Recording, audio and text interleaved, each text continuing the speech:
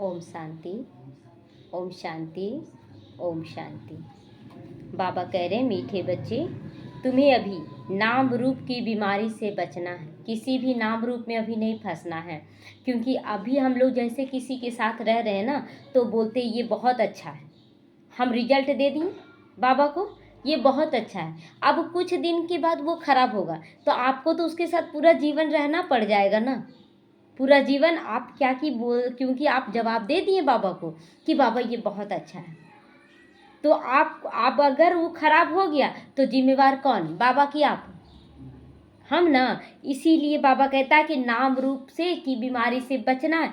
रहना सबके साथ अच्छे से है, सबके साथ, लेकिन कब क्या किसका स्वभाव संस्कार टक्कर हो जाए तो फिर आप उलझ जाएंगे कि हम क्या करें। तो इसीलिए बाबा कहता है कि नाम रूप की बीमारी से बचना है, उल्टा खाता नहीं बना लेना है। अब अभी अभी अच्छा बोले, अभी अभी आप खराब बोल देंगे तो उल्टा खाता बन गया ना, फिर उसके साथ नेगेटिव ऊर्जा चालू हो जाएगा। तो एक बाप की याद में रहना है, एक बाबा ही, बस बाबा ही अभी मेरा सब कुछ है। प्रश्न है, भाग्यवान बच्चे किस मुख्य पुरुषार्थ से अपना भाग्य बना देते हैं?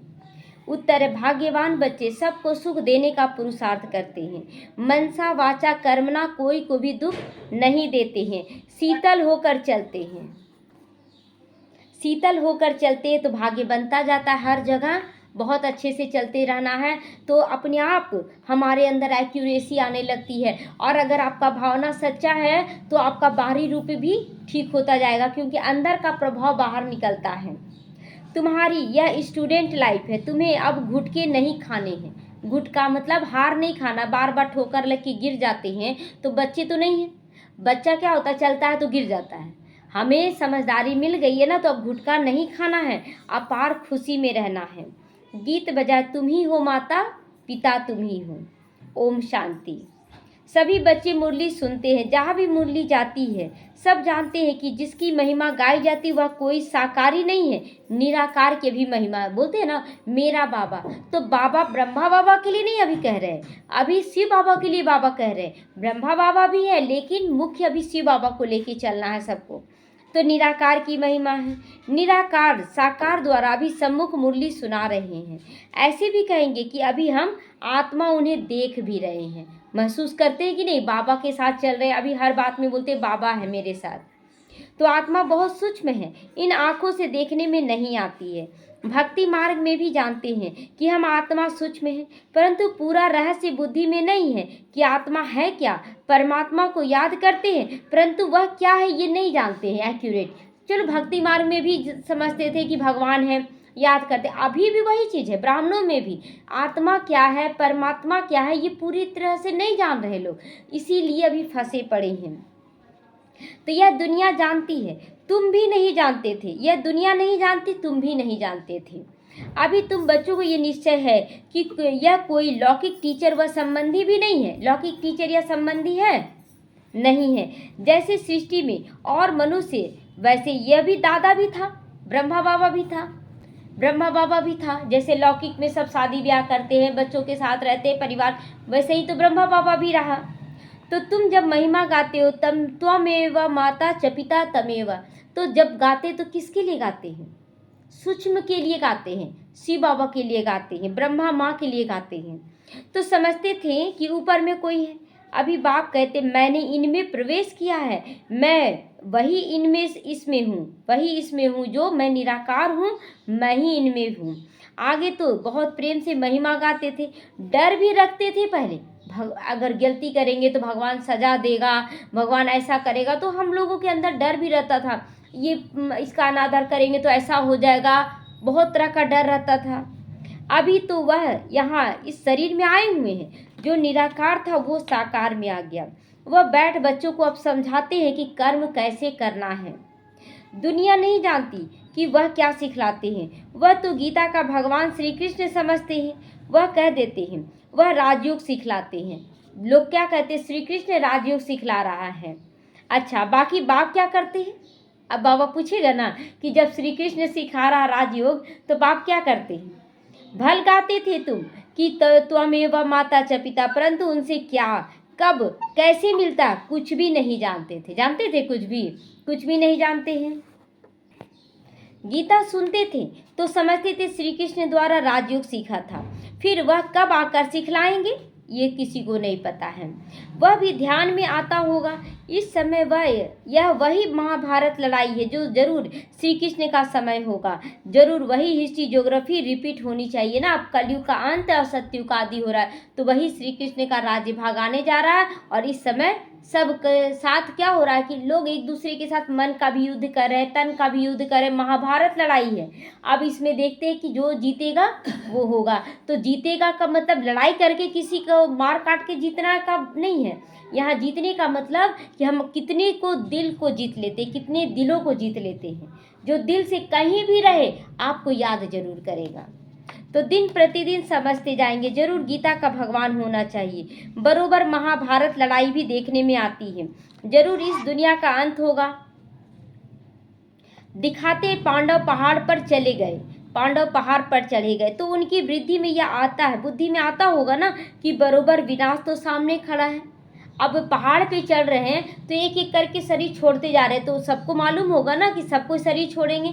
तो अभी हम सबको भी अंदर में आता है कि नहीं कि शरीर छोड़ना है सबको, क्यों ना पुरुषार्थ कर लिया जाए पहले।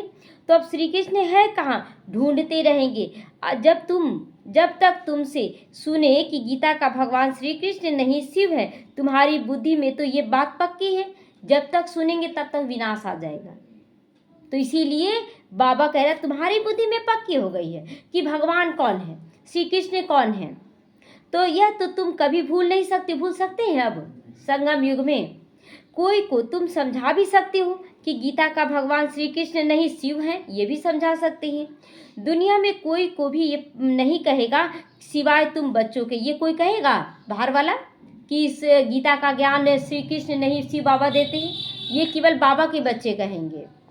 तो अब गीता का भगवान राजयोग सिखलाते थे, तो जरूर इससे सिद्ध होता है कि नर से नारायण भी बनाते थे, नर से नारायण बना रहे हैं।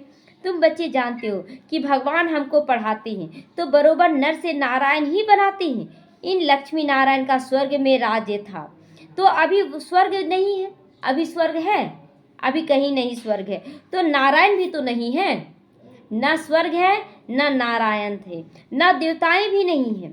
चित्र है जिससे समझते हैं ये हो कर गए, मतलब चित्र है जैसे कि घर में किसी का डेथ हो जाता है परिवार में, है ना, तो उसका फोटो लगाते माला पहनाकर, तो ये बताते ये है। तो घर में दादी नहीं है किसी की, तो बोलती दादी थी तुम्हारी है, वो तो निश्चित है कि होगी, उसके फोटो पर माला लगाओ क्योंकि अभी वो शरीर में नहीं। उसी तरह अभी फूल माला चढ़ाकर पूजा करते देवी देवताओं का, यानी हो कर गए हैं, इसीलिए अभी उनको पूजा कर रहे हैं। तो अभी तुम समझते हो इन्हों को कितने वर्ष हुए। अब हम लोगों को मालूम पड़ा कि गए हुए कितने वर्ष हुए हैं। तुमको मालूम, पक्का मालूम है, आज से 5000 वर्ष पहले इन्हों का राज्य था। अभी तो अंत आ गया ना, इस युग का भी लड़ाई भी सामने खड़ी है। जानते हो बाप हमको पढ़ा रहे हैं, सभी सेंटर्स में पढ़ते भी हैं और पढ़ाते भी हैं। सभी सेंटर्स पर बाबा जैसे बोला ना कल भी कि मैं तो ब्रह्मा बाबा को सुनाता हूँ, सुन लेते हो तुम बच्चे। अब यहाँ पर भी तो बाबा पहले हमको पढ़ा रहा, जैसे पढ़ रहे तो यहाँ आ रहा पहले तो हम सुन ले रहे हैं, उसके बाद फिर मुख से निकल रहा तो सब सुन ले रहे हैं। तो पढ़ाने की लेकिन युक्ति बड़ी अच्छी है, चित्रों द्वारा समझानी अच्छी मिल सकेगी। मुख्य बात है गीता का भगवान शिव या श्री कृष्ण, पक्का निश्चय से बोलना है शिव है। तो फर्क तो बहुत हो गया ना, पहले से समझदारी में फर्क हो गया। सदगति दाता स्वर्ग की स्थापना करने वाला, अर्थात आदि सनातन देवी देवता धर्म की फिर से स्थापना करने वाला शिव या कृष्ण, शिव बाबा स्थापन कर रहे हैं। तो मुख्य है ही तीन बातों का फैसला, इस पर ही बाबा जोर देते हैं। भल ओपिनियन लिख कर देते हैं कि हाँ ये बहुत अच्छा ज्ञान है, परंतु इससे कुछ फायदा नहीं। तुम्हारी जो बात है उस पर जोर देना है, तुम्हारी जीत भी इसी में है कि तुम युक्ति युक्त होकर भी सबको सिद्ध करो कि कौन है भगवान। तुम सिद्ध कर बतलाते हो भगवान एक ही होता है। ऐसे नहीं कि गीता सुनाने वाले भी भगवान हो गए, गीता सुनाने वाले भी भगवान है क्या? नहीं। गीता जिसके मुख से सुनाया जा रहा वो भगवान है क्या? नहीं। तो भगवान ने इस राजयोग और ज्ञान द्वारा देवी देवता के धर्म की स्थापना की। बाबा समझाते बच्चों पर माया का वार होता रहता है, माया का वार होता रहता है, और इसी कारण क्या होता है मन इधर उधर डगमगाता है। तो अभी तक कर्मातीत अवस्था को कोई ने पाया नहीं, उस समय नहीं पाए थे, लेकिन अभी तो बहुत बच्चे पा लिए हैं। तो पुरुषार्थ करते करते अंत में तुम एक बाबा की याद में सदैव हर्षित रहोगे मतलब बाबा का क्लियर कर दिया कि अंतिम में केवल एक बाबा को याद कर करके हम लोग निश्चिंत रहेंगे, कोई है नहीं है, कौन क्या कर रहा, अपना एक्यूरेसी सब जगह देंगे, एक्यूरेसी अपना सब जगह देंगे, लेकिन न्यारा और प्यारा होकर एक्यूरेसी देना। ये नहीं कि हम सब कुछ कर रहे हैं, हम जाएं चाहे ना जाएं हम कर रहे हैं, वो माया का रूप है, वो धीरे धीरे आपको डिटैच करेगा। अभी तो शुरुआत में सभी बच्चे तो यही सोचते नहीं हमको नहीं मिल रहा ना, हम सब कर रहे हैं, समय आएगा वो दिख जाएगा। इसलिए अपना एक्यूरेसी बाबा के अनुसार चलते रहना है, तो कोई मुरझाइश नहीं आएगी। अभी तो सिर पर पापों का बोझा बहुत है, कब वो पाप खींच ले, कब वो पाप आपको डगमगा दे, तो वह याद से भी उतरेगा। वो याद से भी, अब देखिए कि जिम्मेवारी आप किसको देते हैं, जो एक्यूरेट चलता है उसी को ना बोलेंगे कि हाँ आप ये करो ये करो। जो नहीं आने लगता, हाँ वो बोल रहा है कि हम बहुत एक्यूरेट, लेकिन जिम्मेवारी का ताज उतर जाता है, उतर जाएगा ना, आप उसको नहीं देंगे। तो बाप ने पुरुषार्थ की युक्तियां बतलाई है, याद से पाप करते बहुत बुद्धू हैं जो समझते नहीं, जो बहुत है जो याद में न रहने के कारण फिर नाम रूप आदि में फंस पड़ते, नाम रूप में फंस पड़ते हैं ना, कि हम उसके अनुसार चल रहे उसके अनुसार चल रहे, ये भी नाम रूप में फंसना हुआ। हम एक्यूरेट चलें हर चीज़ में। क्या करें, रात भर बहुत काम हो गया ना, अमृत वेले मिस हो गया, क्या करें, परिवार वाले आ गए ना, सबसे बातचीत करने में रह गए, नाम रूप में फंस गए। आप बाबा की श्रीमत को किनारा कर दिए। श्रीमत क्या कहता है उस पर पहले ध्यान देना, पहले नंबर में बाबा मेरा, उसके बाद आप कुछ भी करें। बाबा आप कुछ भी करें का मतलब ये नहीं कि आप झूठ सच मुरली में आ जाएं और फिर आप झूठ सच बोले, वो भी नहीं। तो हर्षित मुख हो किसी को ज्ञान समझाएं, वह भी मुश्किल है। हर्षित मुख होकर ज्ञान सुनाए, ये भी मुश्किल है बहुत बच्चों का। आज किसको समझाया, कल फिर खुद ही गुटका में आने से खुशी गुम हो जाती है। समझना चाहिए यह माया का वार होता है, इसीलिए पुरुषार्थ कर बाप को याद करना, हर बात में बाबा को याद करना है। बाकी रोना पीटना बेहाल नहीं होना है। देखिए बहुत ऐसे बच्चों को से ऐसा दिखे कि एक बच्चा था ना, बहुत अच्छे से जवाब दे रहा, बहुत अच्छे से कर रहा है, अचानक उनके घर में ना कोई डेथ कर गया, बीमार पहले पड़ा। अब अचानक से हमको लगा कि चलो उससे बात करते हैं, और जब बात किए ना तो इतना रोने लगी, इतना रोने लगी। बहुत अच्छे से ज्ञान सुनाने वाली माता है, पाठशाला भी चलाती हैं, बहुत रोने लगी। तो हम बोले आप वही है ना, मतलब हमको भी कन्फ्यूजन लगा कि वो है या नहीं है। तो बोले आप है ना वो, तो बोले हाँ हाँ हम वही हैं। बोले माता जी आप इतना अच्छा से ज्ञान सुनाते, आप इतना रो रहे हैं। नहीं ऐसे हो रहा वैसे हो रहा। और फिर दूसरे दिन फिर सोचे कि चलो बात करते, तो वो डेथ हो गई। डेथ हो गई तो पूरा मूंझी हुई है। तो ये मूंझना नंबर क्या कर रहा है, आपका नंबर ख़त्म कर दे रहा है। वो ख़त्म हो गया ना, जो था मेरे मन बुद्धि में कि वो आत्मा बहुत अच्छे से करी, वो ख़त्म हो गया अब 1 सेकंड में। तो इस तरह से आपका नंबर ख़त्म हो रहा है। तो बाकी रोना पीटना बेहाल नहीं होना है, समझना चाहिए माया पादर मतलब जूता मारती है माया जो सिंधी भाषा होगा पादर, तो माया जूता मारती, इसीलिए पुरुषार्थ कर बाप को याद करना है, ये सब कोई काम नहीं करना है।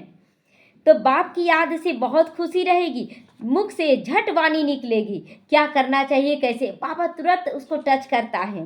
पतित पावन बाप कहते बच्चे मुझे याद करो। बाबा कहते हैं ना कि बच्चे जब लास्ट में आओगे ना तो मैं तुम्हें साक्षात्कार कर कर के तुम्हारा मन बहलाऊंगा। और सच में वो साक्षात्कार अब होना शुरू हो गया है।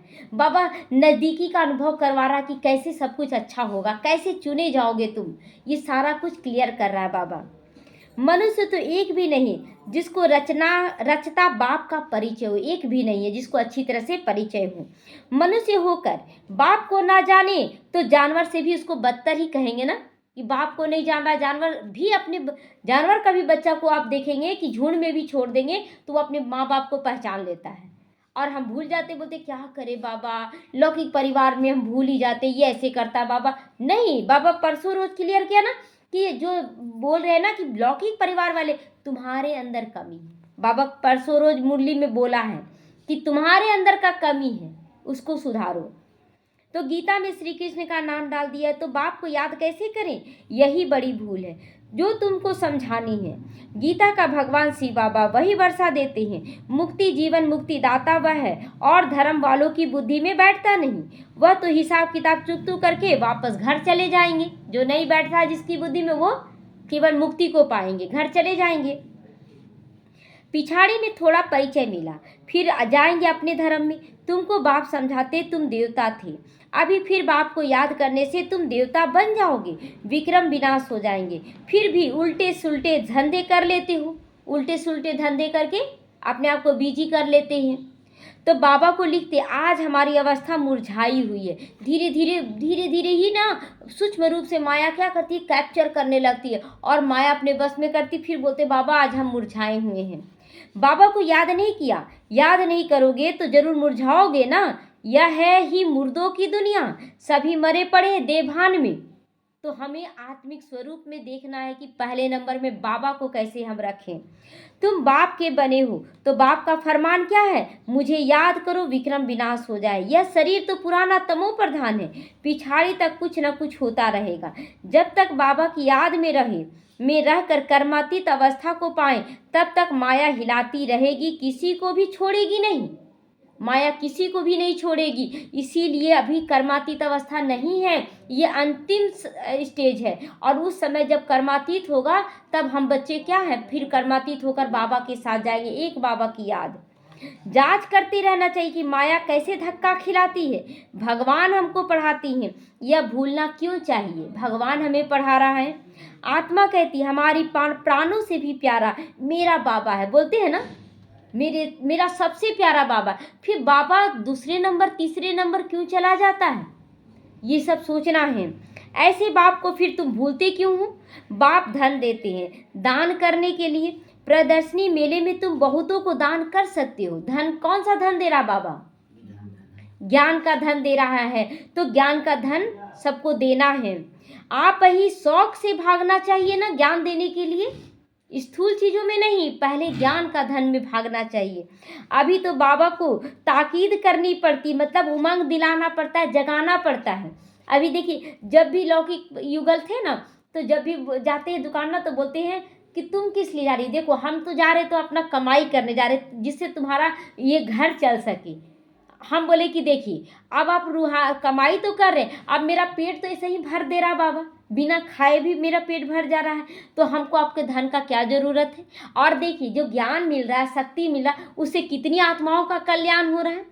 आप धन कमा के क्या करें, अपने स्वार्थ के लिए, बस अपने परिवार तक है। लेकिन हम क्या कर रहे हैं, रूहानी कमाई, कितनी आत्माएं जुड़ रही हैं, फिर उनके परिवार वालों तक पहुंच रहा है, क्योंकि वो आत्मा अपने परिवार वालों को जगा रही। मेरा तो रूहानी कमाई चल रहा है, तो चुप होके तुरंत चुप हो जाते हैं, कुछ भी नहीं बोलते हैं। वो देख भी रहे ना कि कितना मतलब हो रहा है। तो देखिए हम लोगों को रूहानी कमाई के पीछे भागना है, देहधारियों के अनुसार कमाई के पीछे नहीं। हाँ जरूरत उसका भी है, बाबा खुद रास्ता दिखाएगा। तो बाबा को अभी ताकीद करना पड़ता है, जगाना पड़ता है, उमंग उत्साह दिलाना पड़ता है। जाकर समझाओ उन लोगों को भी जो मूझे हुए, जो माया के अनुसार चल रहे हैं, उनमें भी अच्छा समझा हुआ चाहिए, लेकिन उसमें भी अच्छा समझा हुआ चाहिए। मतलब अब जो माया का बन गया वो तो बोलेंगे ना, देखो हम तो बाबा को मान रहे हैं ना, हम अपने से सब कुछ कर ले रहे हैं। लेकिन आ जाता है, लेकिन आ जा रहा है, तो बाबा कहता है समझाने वाला भी अच्छा चाहिए, नहीं तो सामने वाला तो बोलेगा ना कि हम बहुत अच्छा कर रहे हैं, मियाँ मिट्ठू हो जाएगा वो। जब हम संगठन में हैं, संगठन को भी लेके चलना है हम लोगों को। तो दे अभिमानी का तीर लगेगा नहीं, दे अभिमान में जो करेंगे वो तीर नहीं लगेगा। तलवारें भी अनेक प्रकार की होती है ना, देखते हैं ना, सोचते थे क्या कि तलवार तो बना रहा सब कोई वहाँ पर, तो फिर ये बोलते ना चंद्रगुप्त का तलवार अलग था, महाराणा प्रताप का तलवार अलग था। ये क्या है, ये इस समय का ज्ञान एक ही है बाबा का दिया हुआ, लेकिन ज्ञान का तलवार कैसे, मंथन करने से, चिंतन करने से, वो आत्मिक स्थिति बनाने से तलवार तैयार हो रहा है। तो तुम्हारी भी योग की तलवार बड़ी तीखी चाहिए, सर्विस का उल्लास चाहिए, बहुतों को जाकर कल्याण करें। बाप को याद करने की ऐसी प्रैक्टिस हो जाए जो पिछाड़ी में सिवाय बाप की और कोई याद ना आए। तभी तो तुम रजाई पद पाओगे। अंतकाल जो अलप को सिमरे और फिर नारायण को सिमरे, बाप और नारायण यही तो याद रखना है। बाप और नारायण और कुछ भी नहीं याद रहना चाहिए। भल ना मिले हमको, चाहिए क्या हमको, चाहिए क्या? देखिए अभी तो बाबा सूक्ष्मता, कल भी भोजन पर चला है ना कि भोजन तुम्हारा बहुत सूक्ष्म होना चाहिए, और सच में सूक्ष्म होता जा रहा है। इतना कम हो गया कि कुछ बनाने का भी इच्छा नहीं कर रहा, बना भी नहीं रहे हैं। तो जब जरूरत ही नहीं तो हम धन के पीछे क्यों भाग रहे हैं? तो ये सब खत्म होता जा रहा है। तो याद रहे बाबा और वर्षा, परंतु माया कम नहीं है ना, कच्चे को एकदम ढेर हो पड़ते हैं। उल्टे कर्मों का खाता तब बनता है जब किसी के नाम रूप में फंस पड़ते। क्या करें, मतलब अभी ये नहीं बोल रहे हैं, वो नहीं बोल रहा, हम लोग फंस पड़ते हैं ना नाम रूप में। पहले बाबा, पहले नंबर में, हर जगह एक्यूरेसी। तो एक दो को प्राइवेट चिट्ठियाँ लिखते हैं चिट्ठियाँ भी लिखते हैं कि देखो ना यहाँ ऐसे हो रहा है, यहाँ ऐसे, ये चिट्ठियाँ लिखना ये भी नहीं। देहधारियों से प्रीत हो जाती है तो उल्टे कर्मों का खाता शुरू हो जाता है, उल्टे कर्म हो जाता है। जब भी देखे वो बच्चा है, बाबा का बच्चा है, मुझे माँ बनकर उसको पालना जरूर करना, लेकिन मुझे अपने पति के अनुसार चलना है। मेरा पति कौन? शिव बाबा पति। अब पति के अनुसार ना चल के आप पहले उसका सेवा में लग जा रहे हैं, तो ये तो गलत है ना। एहसास तो हो रहा है, कभी बेटी आ जाती है आपकी, कभी कोई आ जाता है, कभी गाय सामने आ जाता है तो ये सब क्या है? आप पहला पति को तो नहीं मान पा रहे हैं। तो बाबा के समाचार तो आते हैं, नाम दिया जाएगा, नाम दिया जाएगा, नाम उसी का दिया जाएगा जो एक्यूरेट है। तो उल्टा सुल्टा काम कर, फिर कहते बाबा हो गया। अरे खाता तो उल्टा हो गया ना खाता तो उल्टा हो गया ना, करना चाहिए बाप के अनुसार, कर रहे हैं देहधारियों के अनुसार। यह शरीर तो पलित हो गया ना, तो उनको याद क्यों नहीं करते हो? बाप कहते मुझे याद करो, सदैव खुशी में रहो। आज खुशी में, कल फिर मुर्दे बन पड़ते हैं, कौन देखेगा? मुर्दे बन पड़ते मतलब कोई नहीं है हमको देखने वाला, विघन आ गया तो। जन्म जन्मांतर नाम रूप में ही तो फंसते आए हो। स्वर्ग में यह बीमारी की नाम रूप की बीमारी नहीं होगी, नहीं होगा, एकदम न्यारा प्यारा स्थिति वहाँ होगा। तो वहाँ तो मोह जीत कुटुंब होगा, परिवार होगा। जानते हैं हम आत्मा हैं, शरीर नहीं, वह है ही आत्म अभिमानी दुनिया, यहाँ है देह अभिमानी दुनिया। फिर आधा कल्प तुम देही अभिमानी बनकर जाते हो, यहाँ से देही अभिमानी बनकर जाते हैं। अब बाप कहते बच्चे देह अभिमान को छोड़ो, देह अभिमान को पूरी तरह से छोड़ना है। देही अभिमानी होने से बहुत मीठे शीतल हो जाओगे, हर एक आत्मा के लिए शीतल हो जाओगे। ऐसे बहुत थोड़े हैं जो पुरुषार्थ कराते हैं, बाप याद ना भूलो, ऐसे बहुत थोड़े हैं जो पुरुषार्थ यही कराते हैं कि सब कुछ भूलो, बाप को मत भूलो। किनारा करो, अगर थोड़े देर के लिए किनारा भी करना पड़े कर देंगे, लेकिन बाप के लिए एक्यूरेसी मेरा होना चाहिए, हर चीज़ एक्यूरेसी। देखिए कितना, मतलब घर में जब क्लास स्टार्ट किए तो कभी कुछ होता था, कभी ऐसा नहीं विघन आया, लेकिन बाबा को बोलते थे बाबा हम चाहे 24 घंटे लगे रहे, लेकिन मेरा एक क्लास भी नहीं छूटना चाहिए, एक क्लास भी नहीं। और आज सबको घर में भी स्वीकार, 5-7 बार क्लास तो हो ही रहा है ना, 5 बार तो लेके चलिए क्लास हो रहा है। और पहले तो ये बोलते थे घड़ी घड़ी बैठ जाती है, अब उनको पता चल रहा ना, युगल को भी बच्चों को भी सब कुछ देख रहे, जैसा लिखिएगा वैसा लिखाएगा, लिखते जा रहे वो होता जा रहा है। तो बाप फरमान करते बच्चे मुझे याद करो, चार्ट रखो, तुम कितना कैसे चल रहे हो, चार्ट रखो। परंतु माया चार्ट भी नहीं रखने देती, क्या करें? हम याद कर रहे हैं बाबा, क्लास भर छूट रहा है लेकिन याद हम कर रहे हैं, तो ये भी धीरे धीरे किनारा हो रहा है। ऐसे मीठे बाप को कितना याद करना चाहिए, यह तो पतियों का भी पति है, बापों का भी बाप है ना। तो बाप को याद कर फिर दूसरों को भी आप समान बनाने का पुरुषार्थ करना है, बाप को सौंप देना। तो देखिए जितना हम इसलिए अपना अनुभव शेयर करते क्योंकि घर में इतना था नहीं कि हम घर में पाठशाला खोल सके, इतना ज़्यादा विरोध था। लेकिन और इतना 3rd फ्लोर पर मेरा घर है, 3rd फ्लोर पे कोई माता लोग को नीचे में जो घर दुकान गोदाम, ऊपर में 2nd फ्लोर पर जेठानी लोग रहती है, 3rd में हम रहते, जेठानी आने भी नहीं देगी किसी को, हम घर में आने का तो अलाउ नहीं है ना हम लोगों के घर में किसी को। तो सोचते थे बाबा कैसे होगा।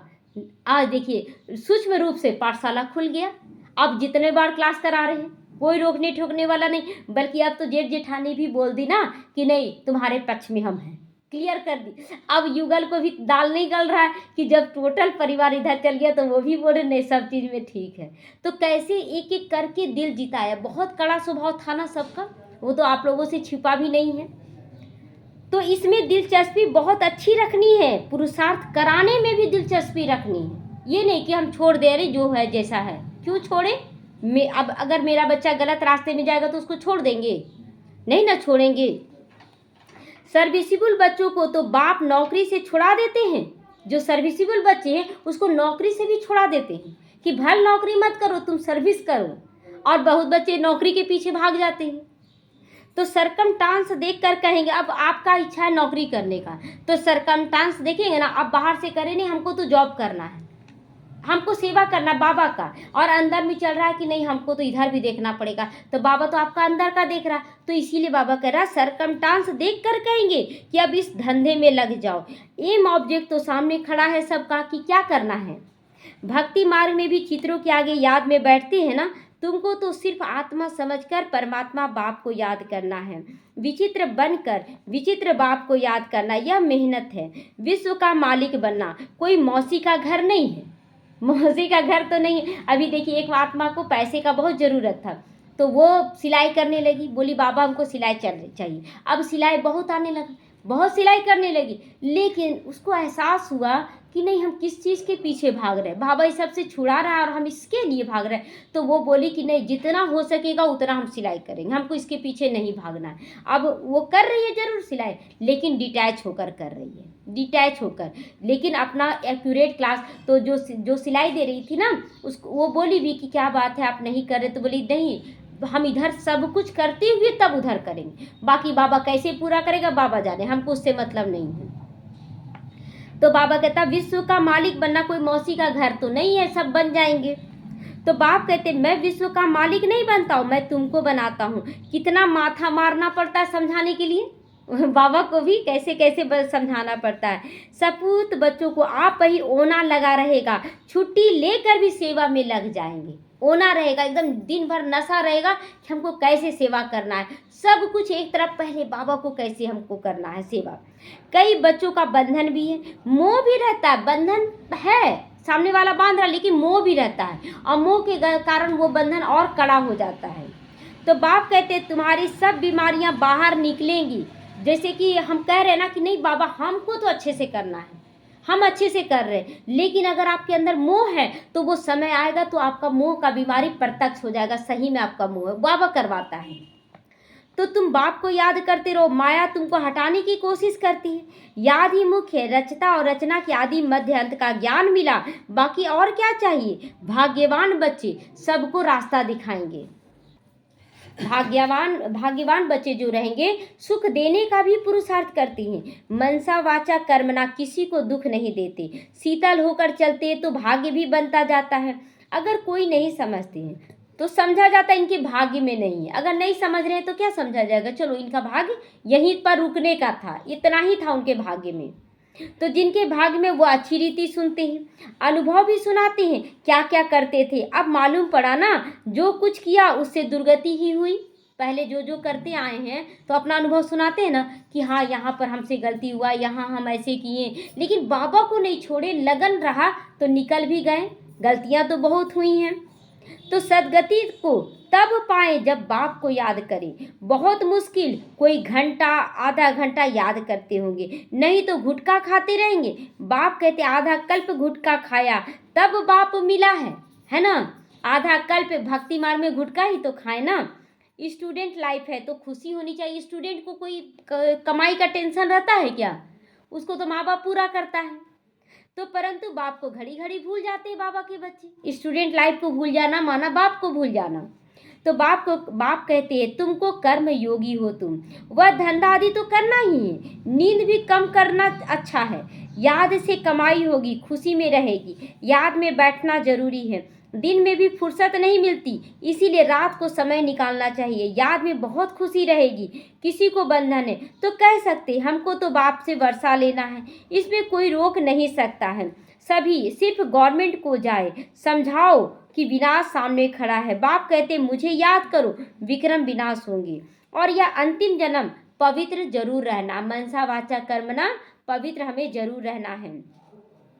इसीलिए हम पवित्र बनते, परंतु कहेंगे वह जिनको ज्ञान की मस्ती होगी वही कहेंगे पवित्र रहने का ख्याल रहेगा या एक्यूरेट चलने का ख्याल रहेगा, उसको रहेगा जिसको ज्ञान का मस्ती चढ़ा हुआ है।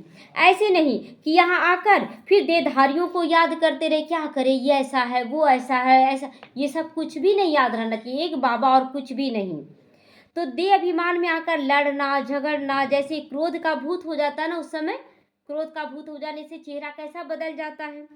तो बाबा क्रोध करने वाले की तरफ कभी देखते भी नहीं, सर्विस करने वालों से बहुत प्यार बाबा करते, केवल सेवा करने वालों को तो बाबा नंबर 1 में रखेगा ना। तो देह अभिमान की चलन दिखाई पड़ जाती है। गुल तब बनेंगे जब बाप को याद करेंगे। मूल बात है यह। एक दो को लिख देखते हैं, बाबा को याद करना है। सर्विस में तो हड्डियां दे देनी चाहिए, सर्विस में एकदम हड्डी स्वाहा करना है। ब्राह्मणों को आपस में छीरखंड होकर रहना चाहिए, लून पानी भी नहीं होना, एक दूसरे से मन मुटाव नहीं रखना है। समझ ना होने के कारण एक दो से नफरत करने लगते हैं, बाप से भी नफरत ले आते हैं ना कि बाबा कहाँ पूरा करा, ऐसे नहीं हो रहा, बहनें ऐसी कर रही, भाई ऐसे कर रहे हैं। ये सब कुछ नहीं, ऐसे क्या पद पाएंगे, तुमको साक्षात्कार होंगे, फिर उस समय स्मृति आएगी यह हमने गफलत की है। बाबा लास्ट में साक्षात्कार हर चीज का कराएगा कि कहाँ कहाँ हमसे सूक्ष्म गलती हो रही है। बाप फिर कह देते तकदीर में नहीं है तो क्या कर सकते हैं, वो उसी में मूंझे हुए हैं। अच्छा, मीठे मीठे सीखी लदे बच्चों प्रति माता पिता बाप दादा का याद प्यार और गुड मॉर्निंग। रूहानी बाप की रूहानी बच्चों को नमस्ते। हम रूहानी बच्चों की रूहानी माता पिता बाप दादा को याद प्यार गुड मॉर्निंग और नमस्ते नमस्ते। शुक्रिया बाबा, शुक्रिया। धारणा के आज मुख्य सारे निर्बंधन बनने के लिए ज्ञान की मस्ती में रहो, सदा ज्ञान की मस्ती में रहना है। देह अभिमान की चलन ना हो, आपस में लून पानी होने के संस्कार भी ना हो। देहधारियों से प्यार है तो बंधन मुक्त हो नहीं सकते हो। अगर किसी भी देहधारी से आपका प्यार है तो बंधन मुक्त नहीं हो सकते हैं। कर्म योगी बनकर रहना है, याद में बैठना भी तो जरूर है, याद में भी रहना है। आत्माभिमानी बनकर बहुत मीठा और शीतल बनने का पुरुषार्थ करना है। सर्विस में हड्डियां भी देनी है। हड्डियां देने का मतलब अपने नींद को भी छोड़ देना है ना, सारा चीज छोड़कर 24 घंटे लगे रहना है, कितना हम सेवा करें। वरदान श्रीमत से मन मत और जन मत की मिलावट को समाप्त करो। मन मत रहता है ना, बाबा की मत को किनारा कर देते, जन मत और पर मत पे आ जाते हैं। जन मत और मन मत को समाप्त करने वाले सच्चे और स्व कल्याणी भव। बाप ने बच्चों को सभी खजाने स्व कल्याण और विश्व कल्याण के लिए के प्रति दिए हैं, लेकिन उन्हें व्यर्थ तरफ लगाना, अकल्याण के कार्य में लगाना, श्रीमत में मन मत और जनमत की मिलावट करना, ये अमानत में खयानत है। बाबा दिया ना, बाबा फिर समझेगा कैसे करना है, हम क्यों फंस रहे हैं। ये सब चीज सूक्ष्म रूप से हमें चेक एंड चेंज करना है। आप शरीर छोड़ देंगे तो आपका क्या काम नहीं होगा, फिर भी फंस जाते हैं। क्या करें, रोज एक बहाना, आज ये हो गया, आज ये हो गया, ये बहानाबाजी। हम निकल सकते हैं, समाधान है, हम कर सकते हैं, निकलना नहीं चाहते हैं। तो अब इस खयानत और मिलावट को समाप्त कर रूहानियत की स्थिति में आओ। रहम को धारण करो कि तुम्हारे चलते पूरे परिवार का कल्याण होना है। अगर हम ही रम जाएंगे तो फिर कल्याण कौन करेगा। तो अपने ऊपर और सभी के ऊपर रहम कर स्व कल्याणी बनो। स्व को देखो, बाप को देखो, औरों को नहीं देखो, औरों को नहीं देखना है। स्लोगन है सदा हर्षित वह ही रह सकते हैं जो कहीं भी आकर्षित नहीं होते हैं। किसी की तरफ आकर्षित होने का मतलब केवल सुख की तरफ आकर्षित नहीं, कभी कभी हम दुख की तरफ भी आकर्षित हो जाते हैं। न दुख न सुख, हमको अपना पुरुषार्थ करते रहना है। एक्यूरेसी मेरे बाबा के खाते में जाए कि बाबा मुझे एक्यूरेट करना है। अव्यक्त इशारे कंबाइंड रूप की स्मृति से सदा विजयी बनूं। बाबा और हम, बाबा और हम कंबाइंड है। करण करावनहार बाबा और करण करने के निमित्त मैं आत्मा। किससे निमित्त बन रहे, बाबा के साथ ही चल रहे हैं ना। इसको कहते असोचता, अर्थात एक की याद। शुभ चिंतन में रहने वाले को कभी चिंता नहीं होती है। जैसे बाप और आप कंबाइंड हो, शरीर और आत्मा कंबाइंड है, आपका भविष्य विष्णु स्वरूप भी कंबाइंड हो, विष्णु स्वरूप भी कंबाइंड हो। ऐसे स्व सेवा और सर्व की सेवा कंबाइंड हो, तब मेहनत कम और सफलता ज़्यादा ही हो जाएगी। ओम शांति।